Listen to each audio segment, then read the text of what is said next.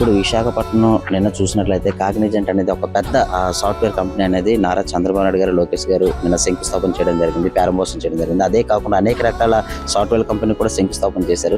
ఇలాంటి కంపెనీలు విశాఖపట్నం రావడం వల్ల ముఖ్యంగా మీలాంటి యూత్ కి ఏ విధంగా ఉపయోగపడుతుంది, ఎలా ఉండబోతున్నారు? మాకు బయట స్టేట్స్ కి వెళ్ళకన్నా ఏపీలో అది మా లివింగ్ ప్లేస్ లో మేము చేసుకోవడం మాకు చాలా ఆనందంగా ఉంటుంది. ఇలాంటివన్నీ అంటే బయట ఎక్కడికి వెళ్ళి అక్కడ ఇబ్బందులు పడేదానికన్నా ఇక్కడ ఉండి ఫ్యామిలీతో ఉండడం చాలా బాగుంటుంది. ఇంకా ఎప్పుడు లేని విధంగా ఇన్ని కంపెనీస్ తెచ్చారంటే వైజాగ్ కూడా డెఫినెట్ గా డెవలప్మెంట్ అయిపోతుంది.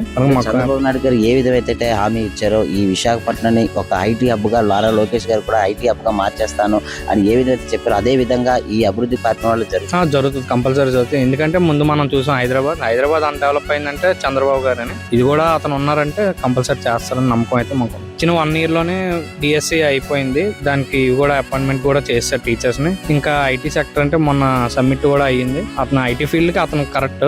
ముందు గవర్నమెంట్ మీద పోలిస్తే ఈ గవర్నమెంట్ స్టూడెంట్స్ కావచ్చు, పీపుల్స్ కావచ్చు, ఎవరికైనా మంచి బెనిఫిట్, మంచి గవర్నమెంట్ అని చెప్పుకోవచ్చు. చంద్రబాబు నాయుడు గారు అనేది ఒక గ్రేట్ లీడర్. అతను నాలెడ్జబుల్ పర్సన్. ఎప్పుడు లేని విధంగా చేస్తారు అని మాకైతే ఒక నమ్మకం స్టూడెంట్స్.